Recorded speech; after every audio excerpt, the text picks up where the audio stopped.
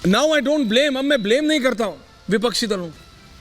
पहले सोचते थे यार कांग्रेस थी बड़ी पार्टी, अखिलेश यादव ने ऐसी हालत कर दी, अरविंद केजरीवाल की पार्टी आके मुंह पे बोल गई कि तुम एक सीट नहीं जीत सकते, फिर भी एहसान कर दिया तुम पे, एक सीट ले लो।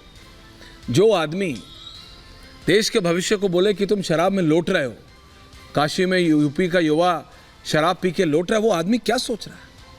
What's wrong with him? और आपका काम तो बहुत इजी हो जाता है पॉलिटिकली स्पीकिंग। गौरव भाटिया जी।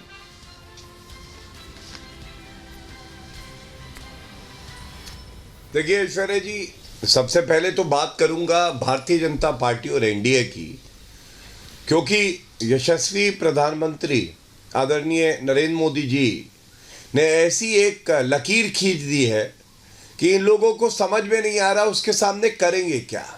और एक मेधावी छात्र होता है ना, जो पूरे साल पढ़ाई करता है, जब परीक्षा आती है तो वो डरता नहीं है, वो बताता है कि 370 प्लस सीटें आएंगी बीजेपी की, 400 आएंगी एनडीए की, और 80 में 80 उत्तर प्रदेश में आएंगी भारतीय जनता पार्टी और एनडीए की।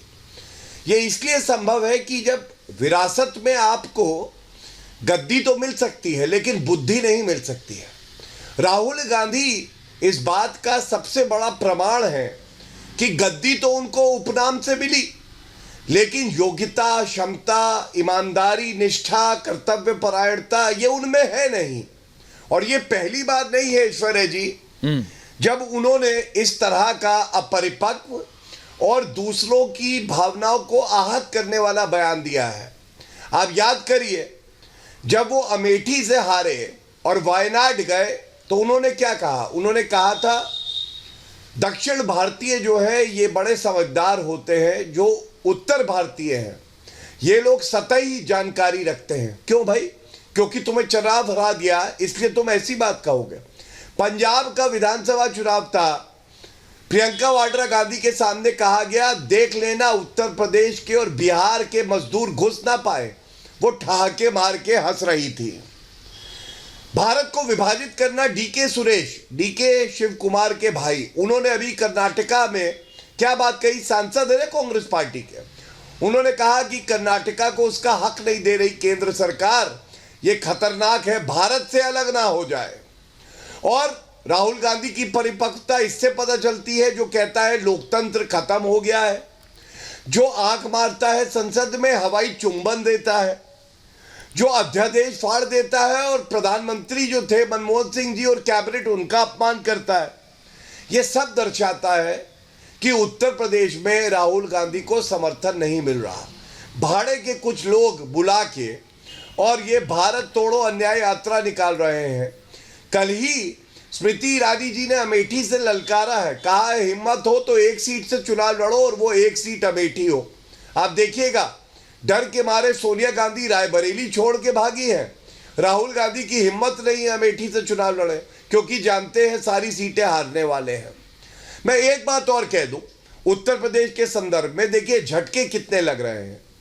राहुल गांधी के जहां जहां चरण पड़ रहे हैं वहां वहां कांग्रेस पार्टी का बंटाधार हो रहा है, इसीलिए उनको पनौती बुलाया जाता है। वो बिहार गए, नीतीश कुमार जी चले गए, झारखंड गए, सरकार वहां हमने देखा हेमंत सोरेन जो है उन्हें इस्तीफा देना पड़ा। उसके बाद पश्चिम बंगाल गए, ममता बनर्जी ने कहा अकेले चुनाव लड़ेंगे।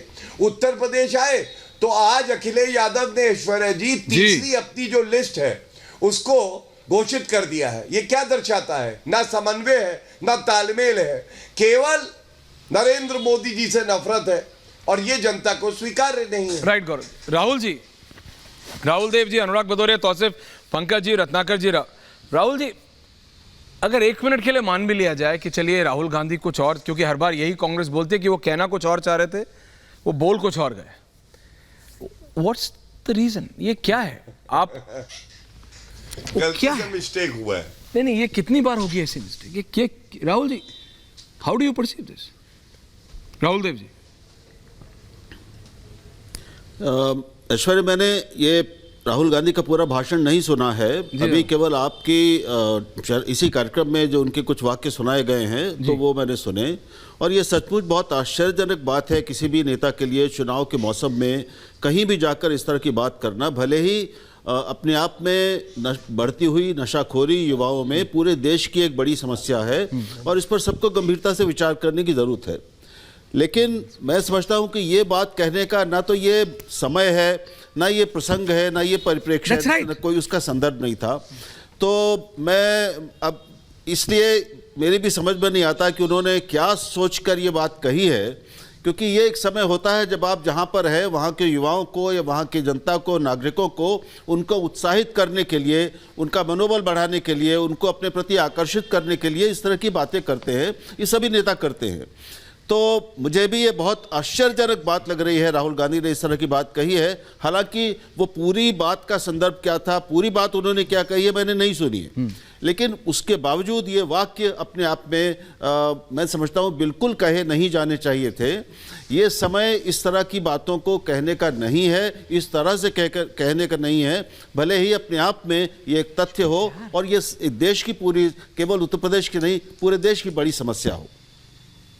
भदौरिया जी, अब आज मैं ब्लेम नहीं करता आपके नेता अखिलेश यादव को कि क्यों अखिलेश यादव रोज कभी 10, कभी 11, कभी 8, कभी 9 ऐसे सीट अनाउंस कर देते हैं।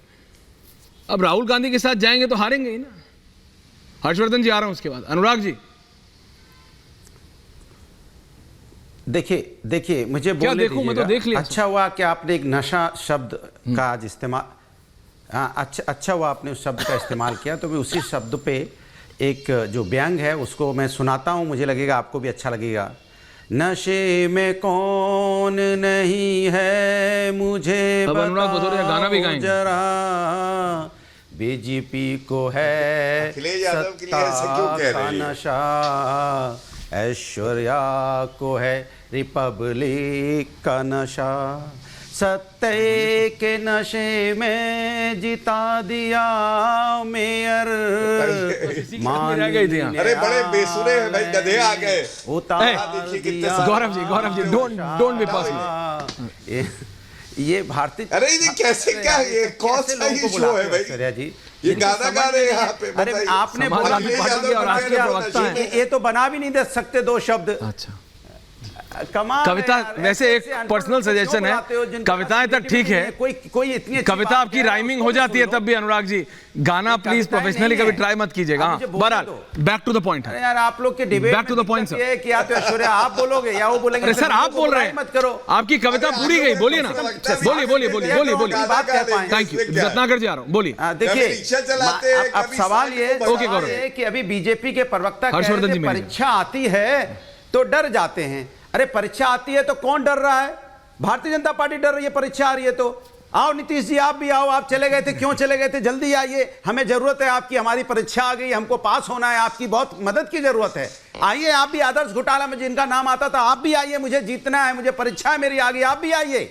परिवारवादी पार्टी जिनको आप बोलते थे उनका भी हाथ जोड़ कर आइए, सिंधिया जी आप भी आइए, चौहान साहब आप भी आइए, सब आइए, क्योंकि हमें जीतना है। परीक्षा की घड़ी में मैं डरा हुआ हूं, क्योंकि मैं हारने की, मुझे हार सामने दिखाई दे रही है। तो आपको जब हार दिखाई दे रही तभी तो आप भागे भागे घूम रहे हो ना, सबको तोड़ने की कोशिश कर रहे हो। सही कह रहे हैं, परीक्षा की घड़ी में भारतीय जनता पार्टी डर रही है। और माननीय सर्वोच्च न्यायालय ने जो नशा उतारा है भारतीय जनता पार्टी के सत्ता का, आज देखने योग्य है। और ऐश्वर्या जी, तो आपको तो डिबेट करनी चाहिए थी आज इस पे कि क्या लोकतंत्र की, जिस तरह से लोकतंत्र को कुचला गया था चंडीगढ़ के अंदर में, क्या लोकतंत्र बचाया हमारे सर्वोच्च न्यायालय ने? मैं सल्यूट करता हूं अपने सर्वोच्च न्यायालय को कि ये लोग जो बताइए, आप छोटा सा चुनाव होता है मेयर का, छोटा सा चुनाव में आप बैलेट पेपर की हेराफेरी कर लेंगे तो सोचो ईवीएम के चुनाव में क्या करते होगे आप? तो शक अगर होता है तो क्या गलत है इसमें? सोचिए आप 8 पेपर में अपनी बैलेट पेपर को और 30 सेकंड आपका बोलिए, निरस्त किए गए, उसकी क्रॉस वोटिंग, मैंने उसके ऊपर क्रॉस लगाया गया, पूरे हिंदुस्तान ने देखा और आपने मेयर जिता दिया था। आज सर्वोच्च न्यायालय ने उसको जिताया है। सर्वोच्च न्यायालय ने आपके जो बीजेपी के मेयर को हरा के आज जो विपक्ष का मेयर था उसको जिताया है। यह सत्यमेव जयते है। इसलिए हम कहते हैं सर्वोच्च न्यायालय ना हो तो भारतीय जनता पार्टी ये चुनाव का क्या हाल करेगी? सोचो आप,